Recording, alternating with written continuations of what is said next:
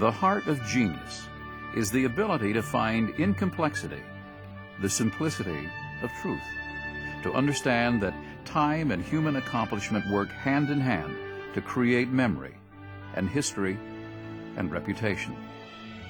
The clock moves relentlessly forward, at every instant creating a rising generation. The rising generation will face challenges of a nature that we can't yet imagine. The financial resources that are raised in this campaign will be devoted specifically to students, student life, and the ability to attract and retain an outstanding teaching faculty. They'll be the ones who will be having to exercise good judgment, not only for this country, but for our world.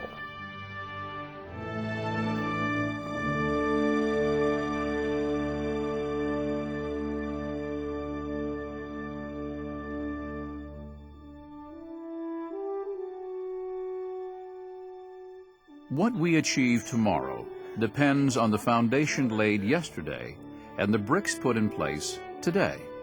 Knowledge and achievement rarely appear out of a clear blue sky. They are born of encouragement, nurtured by inspiration, mentored by experience, and made possible by generosity. Every brick and every test tube on our campus has been the gift of someone who wanted us to have it. We are, after all, a private university, so our alumni have to love us. It's our time. It's this generation's time to do what it can in the great relay race of life. The baton is in our hands now, and each of us has to do what we can.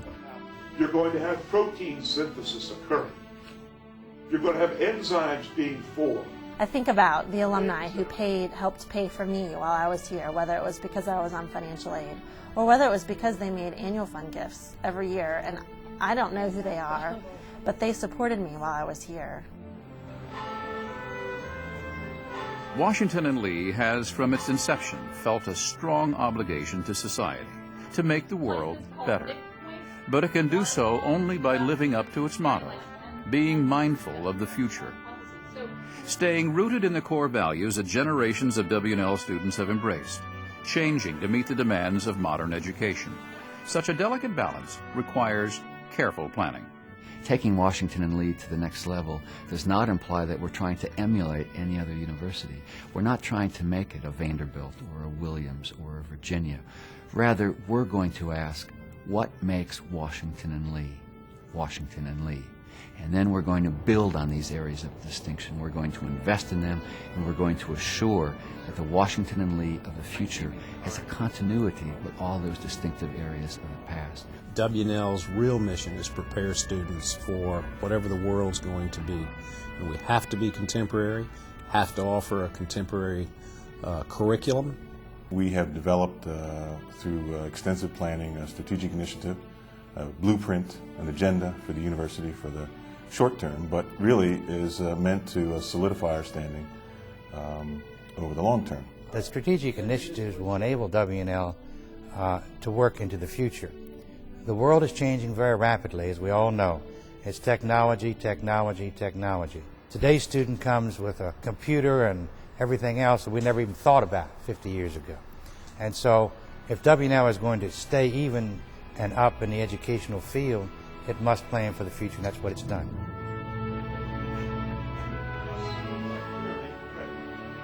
Financial aid to help deserving students. Endowed professorships to attract and retain the brightest teachers.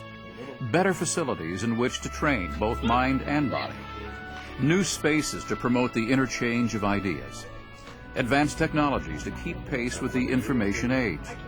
Opportunities to study abroad and promote cultural exchange in a global marketplace of ideas. Improvements to the law school that will enhance the highly respected name of Washington and Lee. These are the goals, but they come at a price.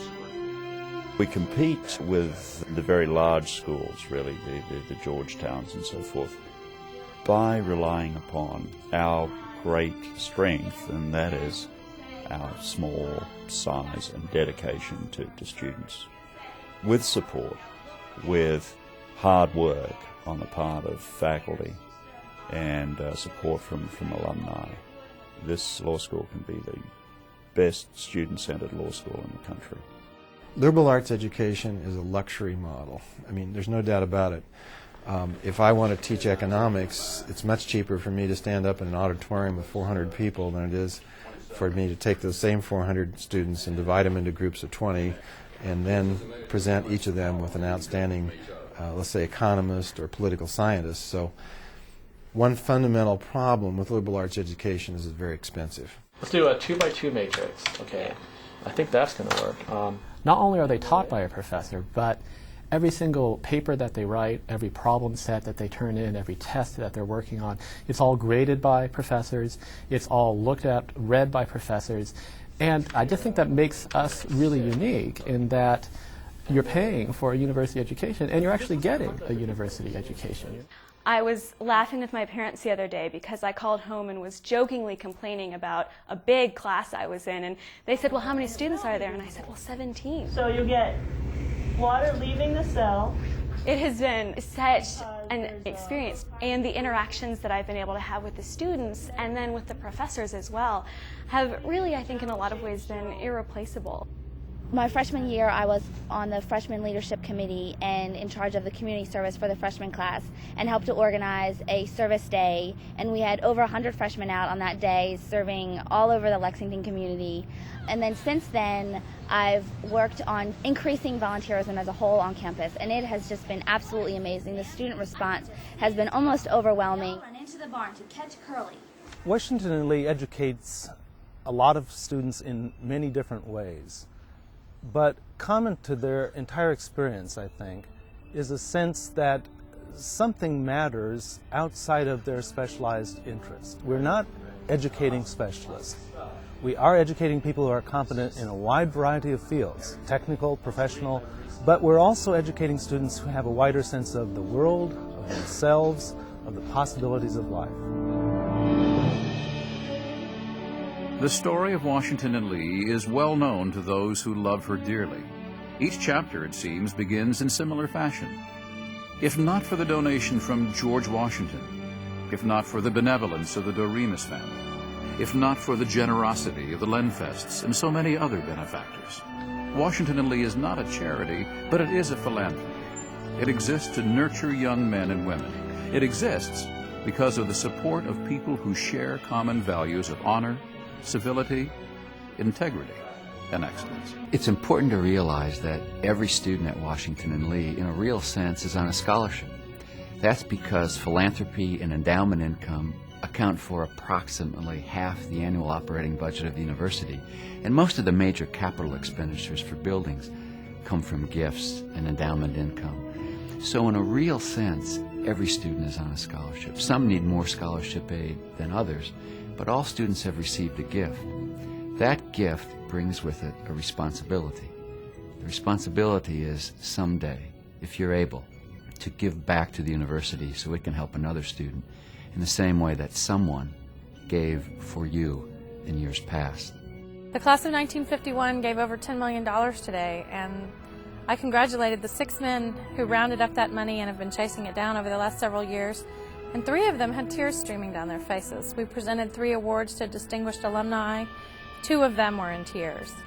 When it came time for me to say goodbye and hand over the gavel, I was in tears. I can't put my finger on exactly what it is about Washington and Lee that affects people that way, but I would have to say it's the special place, it's the history of the university, it's the interaction with the faculty and the staff, and it's the bonds that you form, the way that alumni stay in touch once they leave.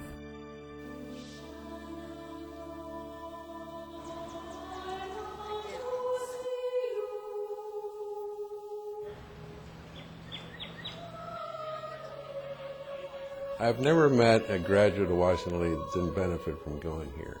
You can walk into a room today full of people and pick out the Washington and Lee people. The experiences with faculty and with your colleagues in the classroom make Washington and Lee people very close-knit. You get to know people. It's not just a number in a huge state-run institution. It has certain elements, golden threads of integrity and honor and civility. 4 years spent at Washington and Lee are your best 4 years ever.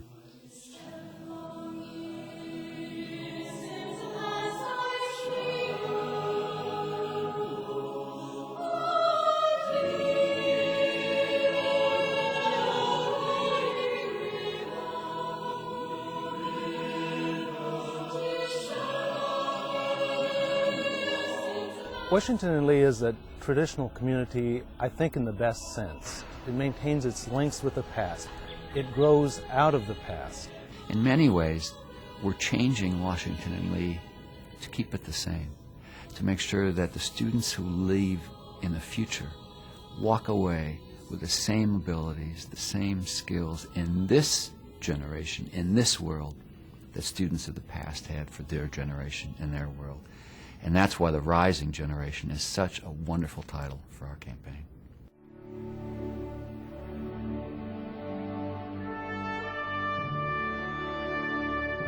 George Washington looked to the rising generation to carve a new country out of the harsh American landscape. Robert E. Lee looked to the rising generation to restore a devastated democracy. The rising generation stands before us now. The future is written in the faces of those who stroll the colonnade today and learn to become the leaders of tomorrow. At Washington and Lee.